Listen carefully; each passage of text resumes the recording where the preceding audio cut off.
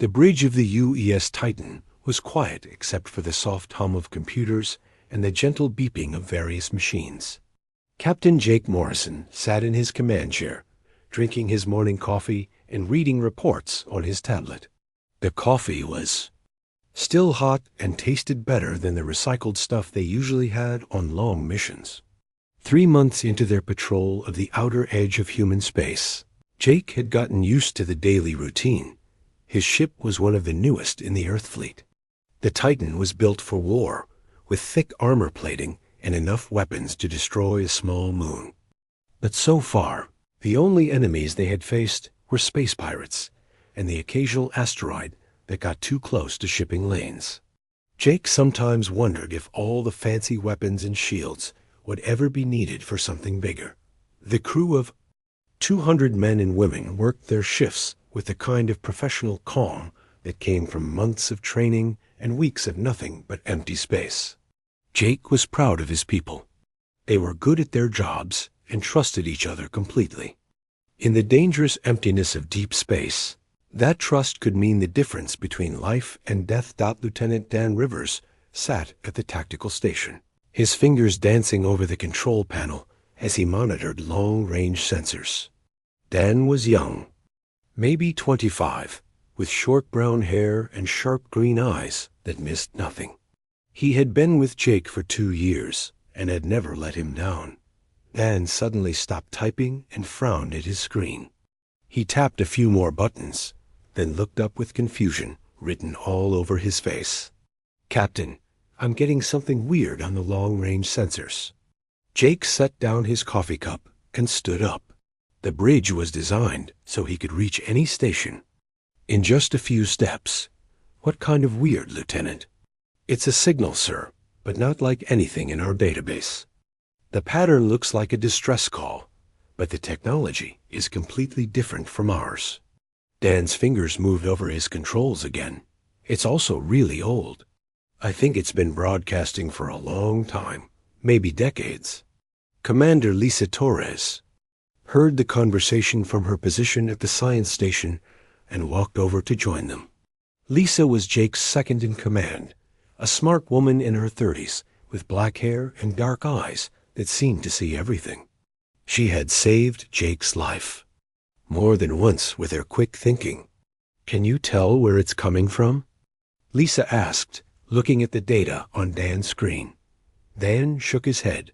"It's coming from the void sector, about 47 light years from here.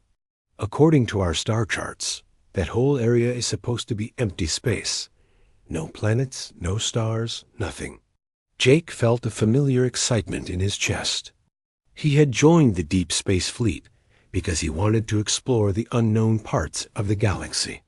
In over 200 years of space travel, humans had never found another intelligent species. They had found plenty of planets with life, but nothing that could build spaceships or send signals across the stars. "How long would it take us to get there?"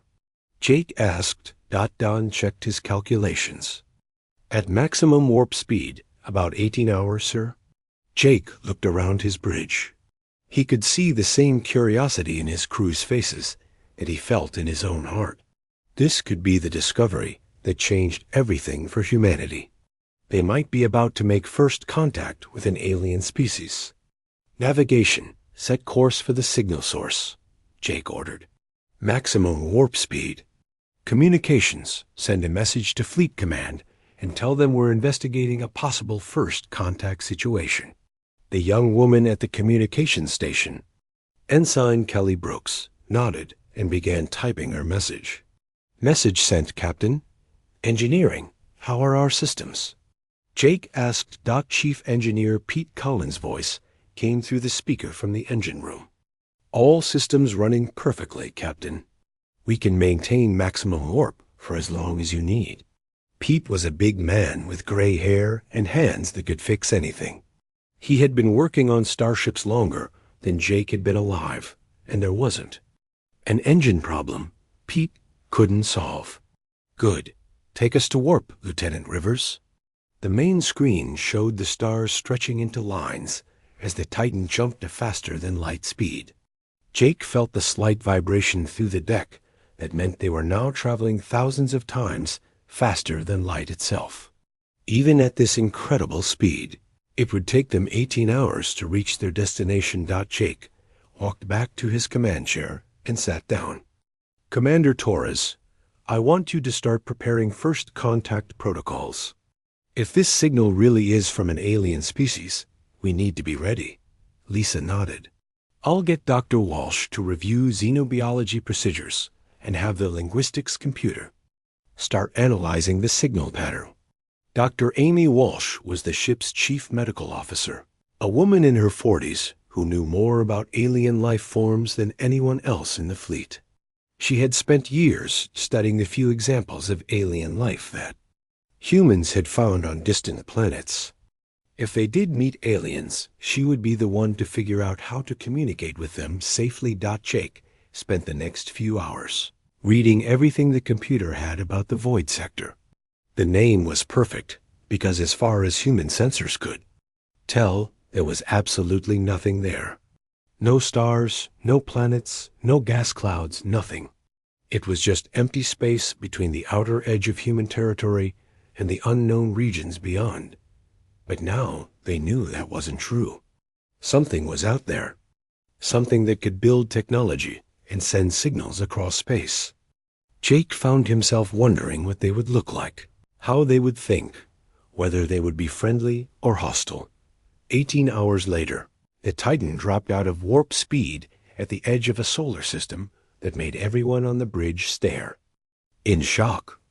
What their sensors had read as empty space was actually full of debris, huge pieces of metal and other materials floating in the darkness around a dying red star. Dr. Walsh's voice came over the speaker from the science lab.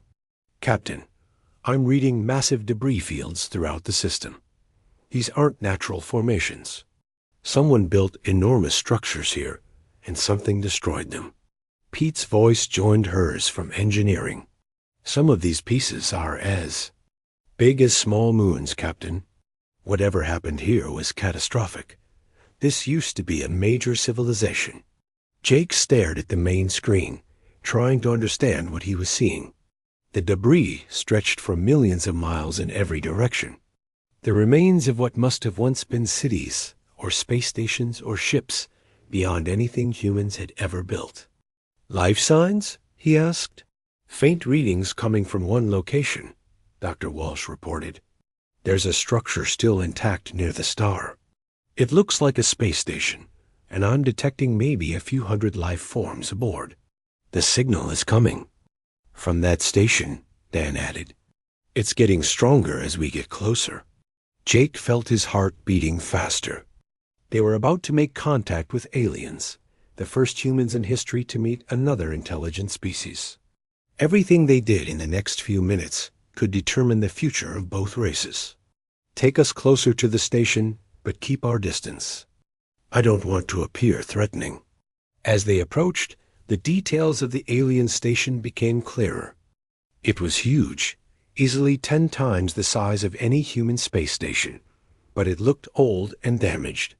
Parts of it had been patched with metal that didn't match the original construction, and whole sections looked like they had been sealed off. Captain, the communications officer called out. We're receiving a transmission from the station.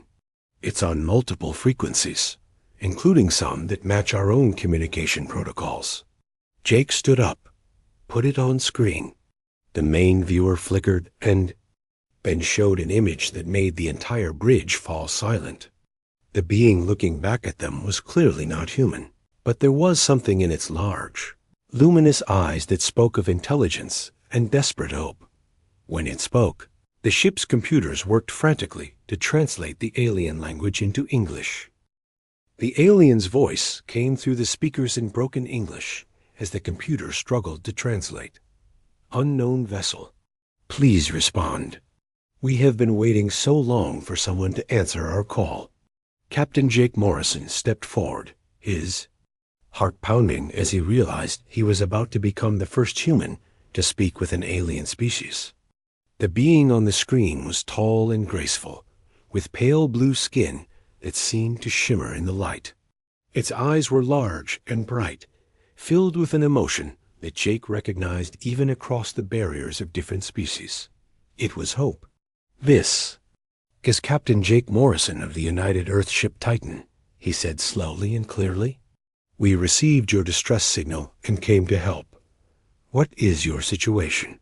The alien's eyes widened, and it made a sound that the computer couldn't translate. But Jake could tell it was surprise and relief. "You ... You actually came.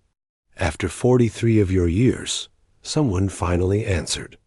The alien pressed its hands together in what might have been a prayer gesture. "I am Zareth, speaker for the survivors of Station Kethmer. We are the Kethver people." Commander Lisa Torres moved to stand beside Jake. "How many of you are there?" she asked gently.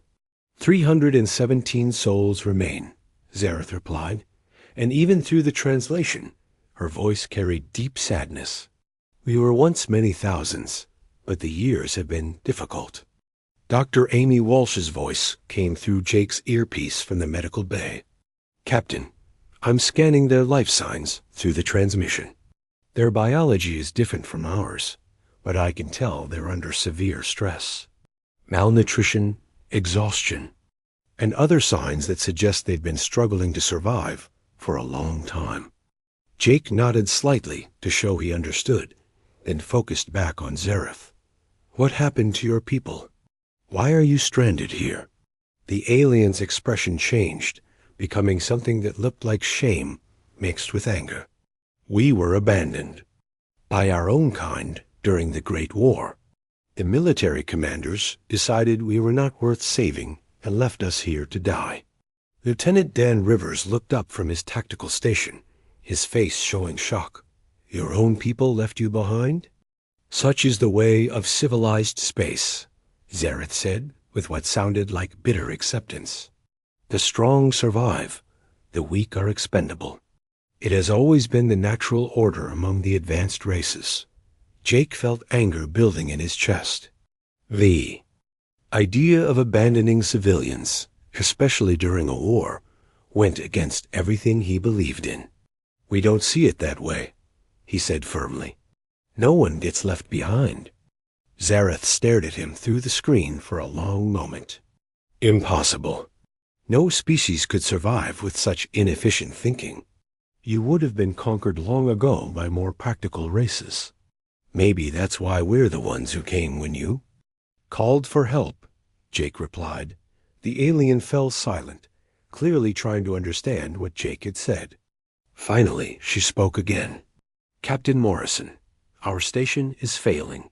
Our life support systems are breaking down, and we have very little food left. We have perhaps months before we all die. Will you ... will you help us?" Jake didn't hesitate. Of course we'll help. That's why we're here. "But what do you gain from helping us?" Zareth asked, confusion clear in her voice. "We have nothing to offer you. No technology you could use. No resources you could take. Why would you risk your ship and crew for strangers?" The question caught Jake off guard. In all his years in Starfleet, no one had ever asked him why humans helped others. It was just what they did. "Because it's the right thing to do," he said. Simply, Zareth made another untranslatable sound. "I do not understand this concept of right thing to do when there is no benefit to yourselves." Commander Torres stepped forward. "Would it be possible for some of our people to come aboard your station? We'd like to assess your situation and see how we can help. You would come here? To our dying station?" Zareth's voice was filled with amazement. "You would put yourselves at risk for us?" "That's what we do," Jake said. "We'll send a small team over in a shuttle. Will that be acceptable?" Zareth H. nodded quickly. Yes, of course. We will prepare to receive you. But, Captain, I must warn you, our station is not what it once was. We have had to make many changes just to survive." An hour later, Jake materialized in the station's docking bay, along with Dr. Walsh and Lieutenant Rivers. They wore environmental suits as a precaution, though their sensors showed the atmosphere was was breathable for humans.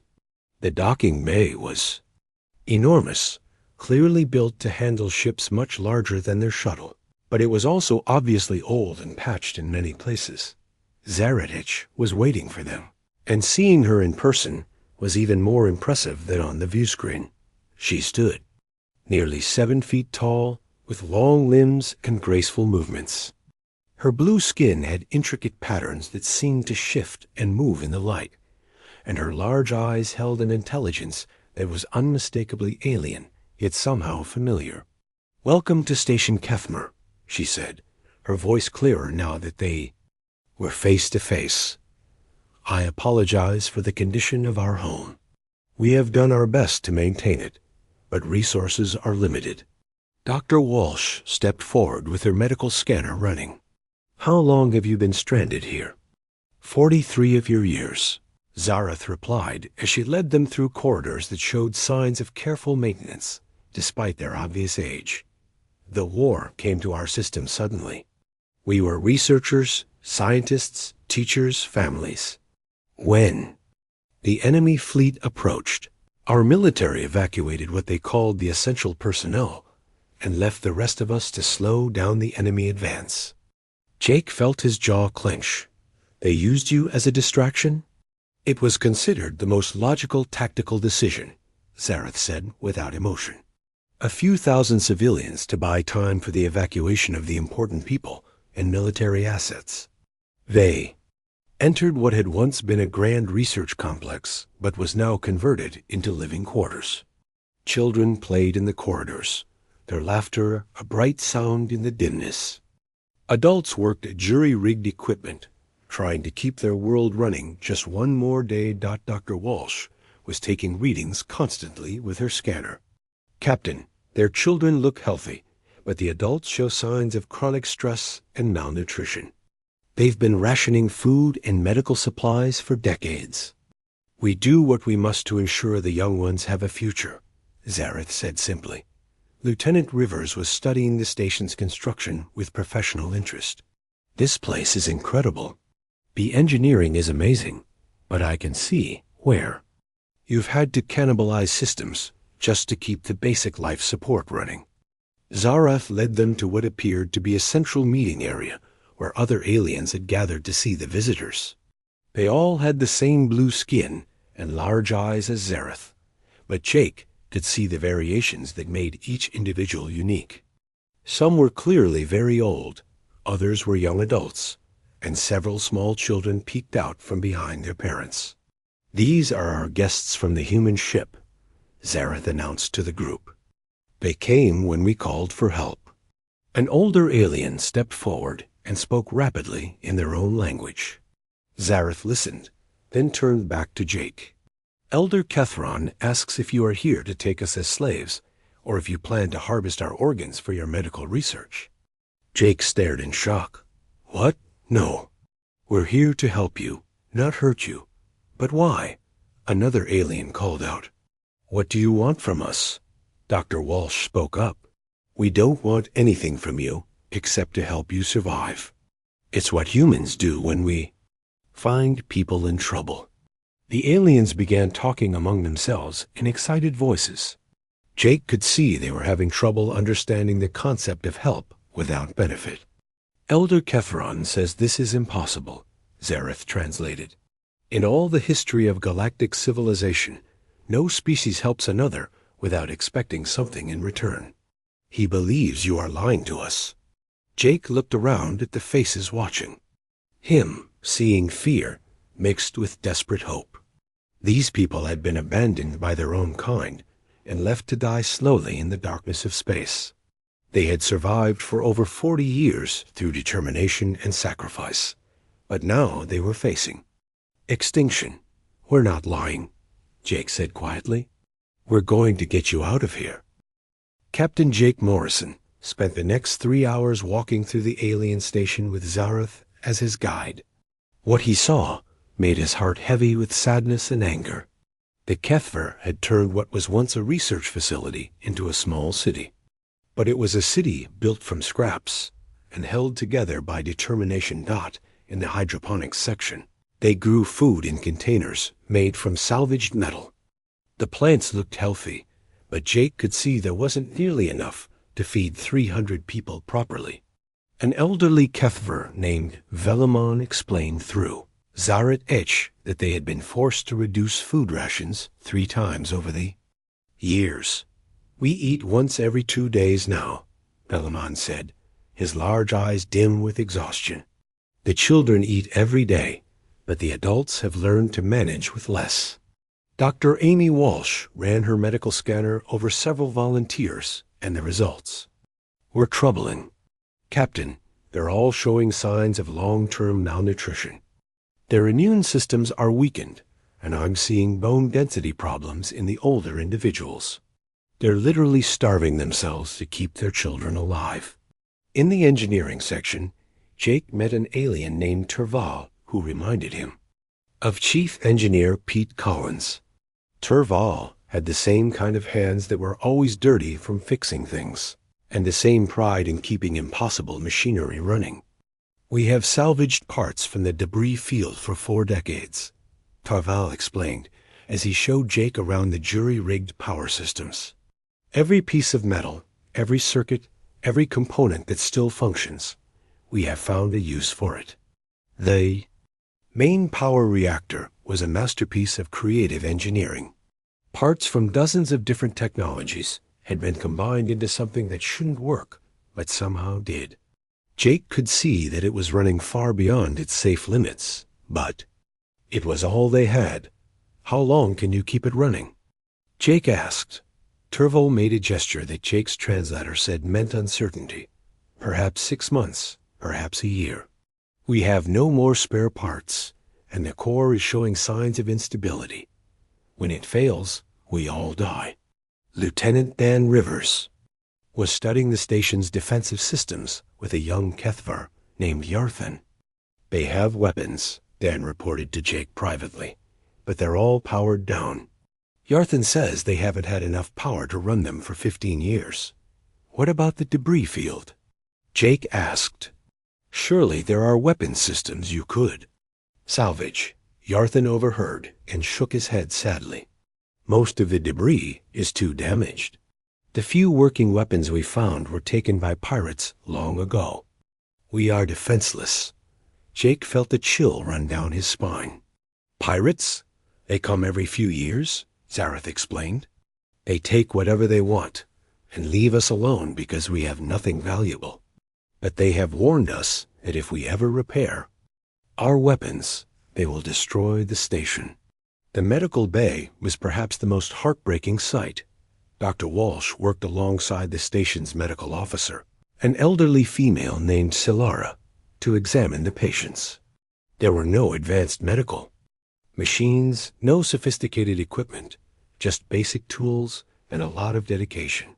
"We have treated injuries and illnesses for 43 years with whatever we could find," Silara said as she showed Dr. Walsh around. "Many have died from diseases that should have been easily cured. We simply did not have the medicine." Dr. Walsh knelt beside a young Kethvar child who was clearly very sick. "What's wrong with her?"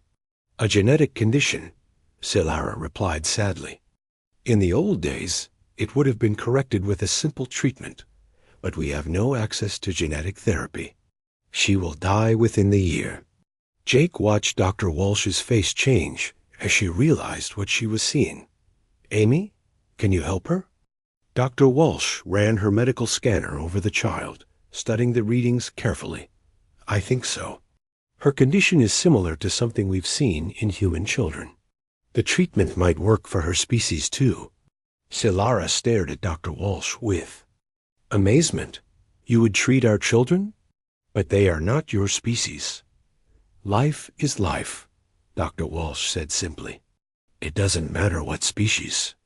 Jake continued his tour, seeing more evidence of the Kethver's incredible struggle to survive. In the education center, adult Kethver taught children using books made from salvaged paper and learning materials created from scrap. The children were bright and curious, asking questions about the human visitors and the world beyond their dying station. We have tried to preserve our knowledge and culture, Zareth explained as they watched a class in session. But each generation knows less than the one before. Soon we will forget who we were. In the recreation area, Jake saw something that made him smile despite everything. Kethfer children played games that looked remarkably similar to human children's games. They laughed and ran and fought over toys just like human kids did. It reminded him that despite all their differences, they were people trying to live their lives and raise their families. They adapt, Zareth said, noticing Jake's smile. Children always adapt. They do not remember the old days when this was a great research station. To them, this is simply home. As they walked through the residential sections, Jake saw families, living in spaces that had once been storage rooms or laboratories. They had made these small areas into homes, with furniture built from salvaged materials and decorations made from scraps of colored metal. Despite their poverty, Jake could see they had tried to make their lives as normal as possible. "Your people are remarkable," Jake told Zareth. "Most species would have given up long ago." Zareth made a sound that Jake's translator interpreted as bitter laughter. "We are not remarkable. We are simply too stubborn to die quietly." In the communications center, Jake met the technician who had been sending the distress signal for over 40 years. His name was Colron, and he was ancient. By Kethfer standards, his blue skin faded to almost white with age.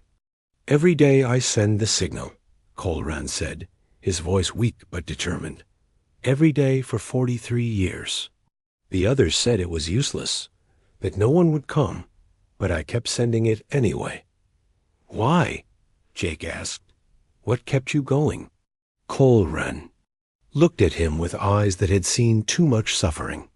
"Because the alternative was to give up hope. And without hope, we would have died long ago." Jake felt tears in his eyes.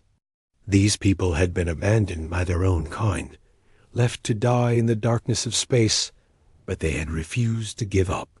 They had kept their families together, raised their children, maintained their culture, and never stopped believing that someday someone would answer their call.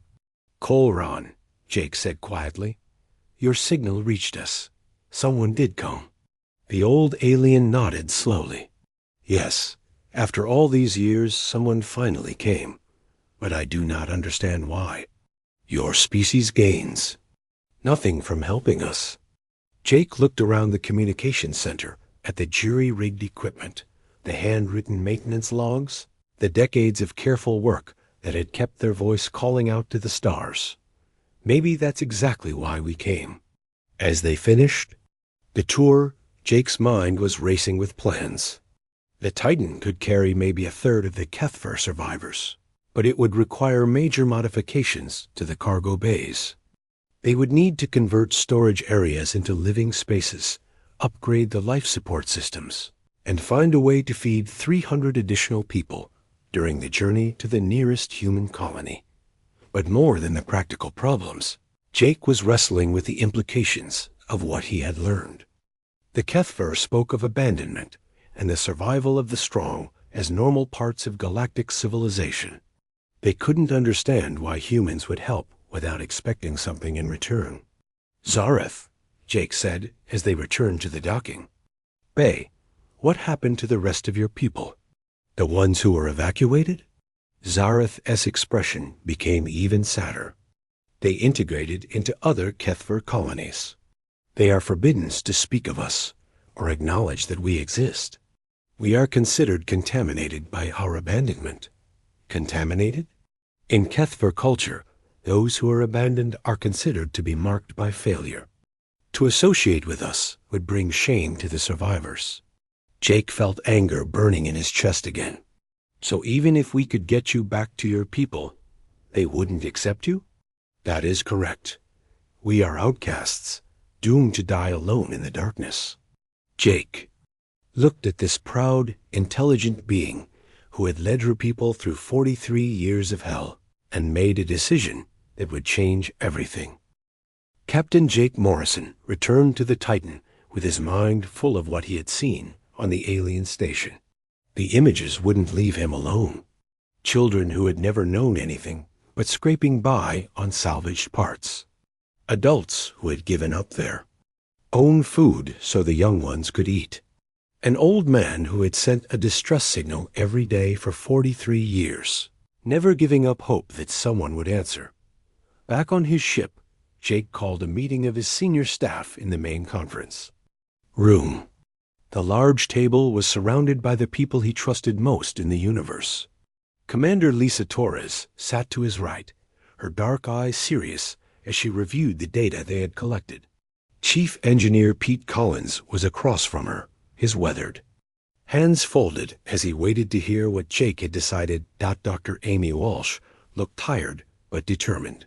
She had spent hours working with the alien medical officer and had seen things that would stay with her forever. Lieutenant Dan Rivers sat quietly, but Jake could see the anger in his young face. Seeing the abandoned aliens had affected everyone. Report, Jake said simply. Dr. Walsh spoke first. Captain, those people are dying. Their medical facilities are barely functional, and they're all suffering from long-term malnutrition. The genetic diversity in their population is too low for long-term survival.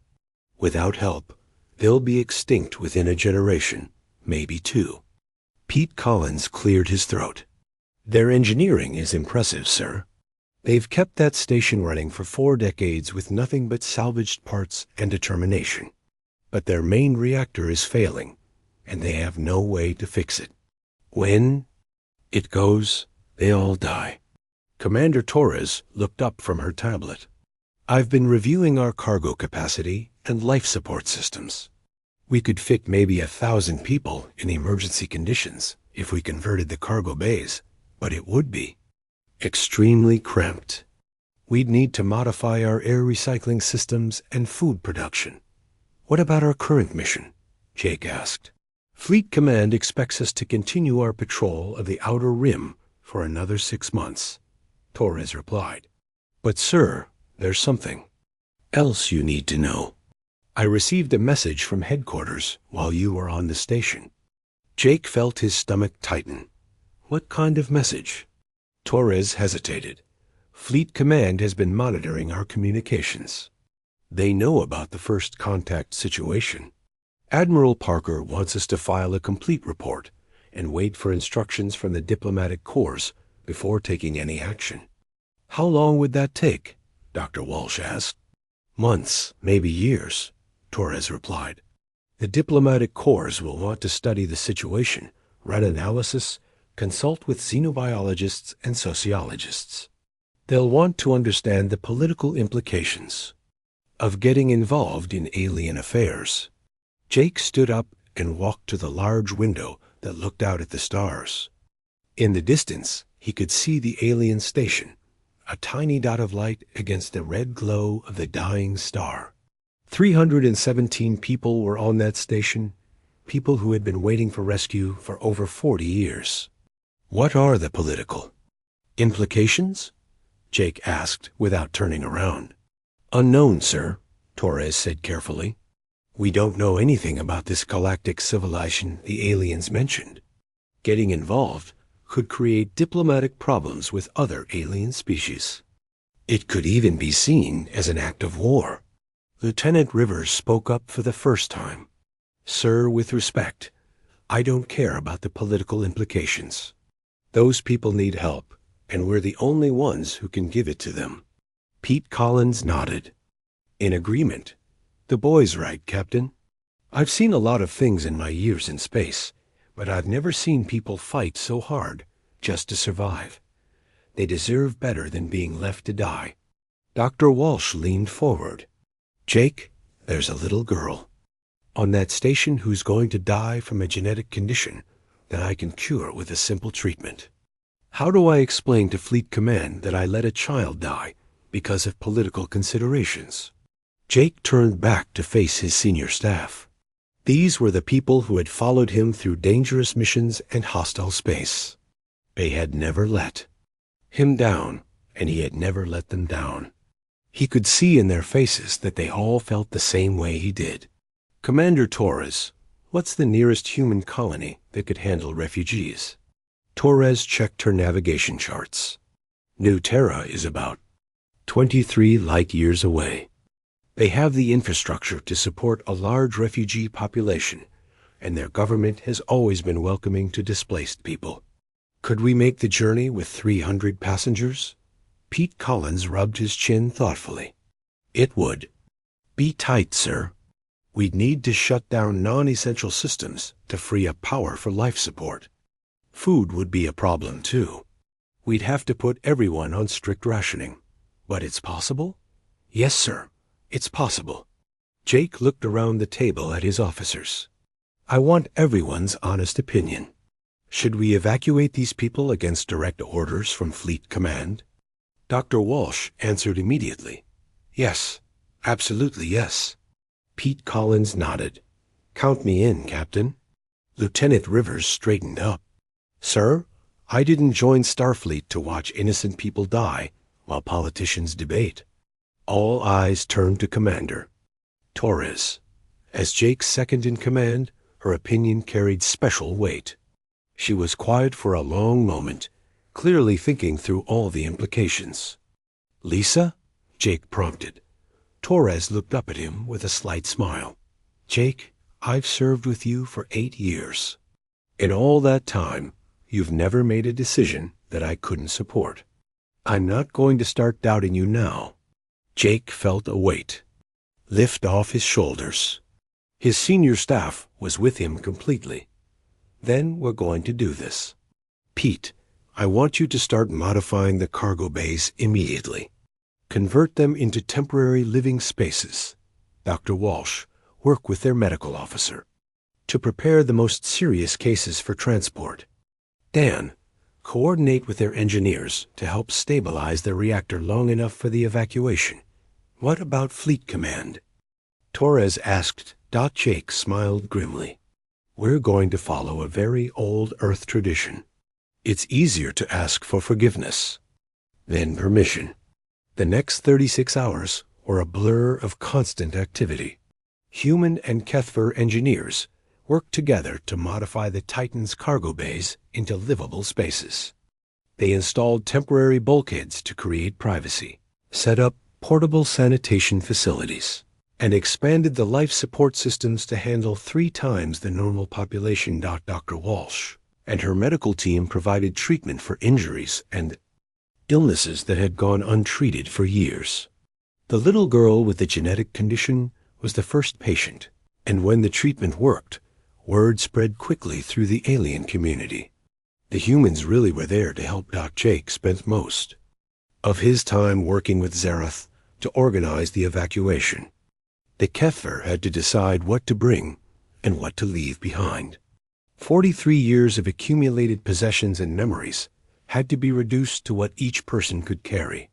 It is difficult, Zarath admitted as she watched families packing their few belongings. This station has been our home for so long. It is where our children were born, where our elders died.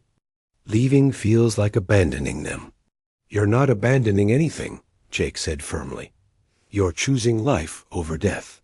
Your elders would want you to survive. The hardest part was convincing some of the older Kethver to leave. They had spent so many years on the station that they couldn't imagine living anywhere else. Elder Kethron was the most stubborn. I am too old to start over, he said through Zarath's translation. This is where I belong. Let me die here in peace. It took hours of patient persuasion from both Jake and the other Kethvar to convince him to come. In the end, it was the children who changed his mind. They begged him to come with them, and he couldn't say no to their tears. As the evacuation neared completion, Jake received another message from Fleet Command. Admiral Parker was not happy. The message from Admiral Parker was short and angry. Captain Morrison, you are ordered to cease all contact with the alien survivors and return to your patrol immediately. Do not attempt any rescue operations. That is a direct order. Captain, Jake Morrison read the message twice, then deleted it from his computer. He looked out the window of his ready room at the Titan's cargo bays, where human and Kethver engineers were working together to install the last of the temporary living spaces. In 6 hours, they would begin loading the refugees aboard his ship. The door chimed, and Commander Lisa Torres entered. "Jake, we just received another message from Fleet Command. Admiral Parker is threatening court-martial if we don't follow orders." Jake turned away from the window. "How long until the evacuation is complete?" "Chief Collins says another 4 hours for the modifications, then 2 hours to get everyone aboard and settled." "And how long until Admiral Parker can send another ship to stop us?" Torres checked her tablet. "The nearest fleet vessel is the USS Washington, currently 8 days away at maximum warp." Jake smiled. "Then we'll be long gone before they can stop us." The evacuation began at dawn, ship time. Jake stood in the main cargo bay, watching as the first group of Kethver refugees came aboard the Titan. They moved slowly, carrying small bundles of personal belongings and looking around with wide eyes at the human technology surrounding them. Zareth was among the first aboard, helping to translate and calm the fears of her people. Many of the older Kethver had never been off the station, and the idea of traveling through space terrified them. "Where will we go?" An elderly female asked Zareth in their own language. Zaret H. translated the question for Jake. "She wants to know where you're taking us." "To a human colony called New Terra," Jake replied. "It's a peaceful world with plenty of room for new settlers. The government there has agreed to accept you as refugees." When Zareth translated his answer, the elderly female began to cry. She says she cannot believe that strangers would give U.S. a new home. Zareth explained that Dr. Amy Walsh was everywhere at once, checking on the medical needs of each refugee as they boarded. The little girl with the genetic condition was much better after her treatment, and she had become something of a celebrity among the other children.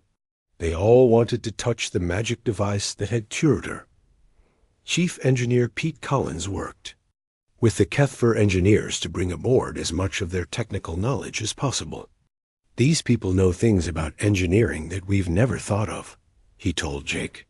40 years of making impossible repairs has taught them skills that could revolutionize our technology. Lieutenant Dan Rivers coordinated the loading with military efficiency, but Jake could see the emotion in his young officer's face. Don had spent hours with the Kethver children, teaching them simple English words and learning their games as the last group of refugees came aboard. Jake received an urgent message from the station. Turval, the chief engineer who had stayed behind to monitor the reactor, reported that the power core was becoming unstable much faster than expected. "Captain Morrison," Turval's voice came through the communicator. "The reactor is showing critical readings. I estimate no more than 2 hours before total failure." Jake's blood ran cold. There were still 50 people on the station, including Turval himself. "Can you stabilize it?" "Negative. The core is beyond repair. I am beginning emergency shutdown procedures, but someone needs to stay behind to complete the sequence manually." Jake understood immediately. Turval was volunteering to die to save the others. "Negative, Turval. We're not leaving anyone behind. Abandon the reactor and get to the shuttle." "Impossible, Captain. Without proper shutdown, the reactor will explode and destroy any ships in the area. I must complete the sequence." Jake felt the familiar anger that came whenever someone tried to sacrifice themselves unnecessarily. "How long does the shutdown take?" 30 minutes for complete shutdown. But the radiation levels will be lethal within 15 minutes. Jake was already moving toward the docking bay. "I'm coming over." "Jake, no." Commander Torres grabbed his arm. "You can't risk yourself. I'm not going to let that man die alone." Jake replied firmly, "You have command." If something happens to me, get these people to safety. The shuttle trip to the station took 8 minutes.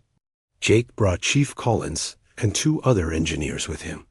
They found Turval in the reactor room, his blue skin already showing the pale signs of radiation sickness. "Captain, you should not have come," Turval said weakly. "This is not your responsibility." "It is now," Jake replied. He turned to Pete Collins. "Can we speed up the shutdown?" Pete studied the alien controls for a moment, then nodded. "If we work together, we can cut the time in half. But we'll all be exposed to dangerous radiation levels." "Do it."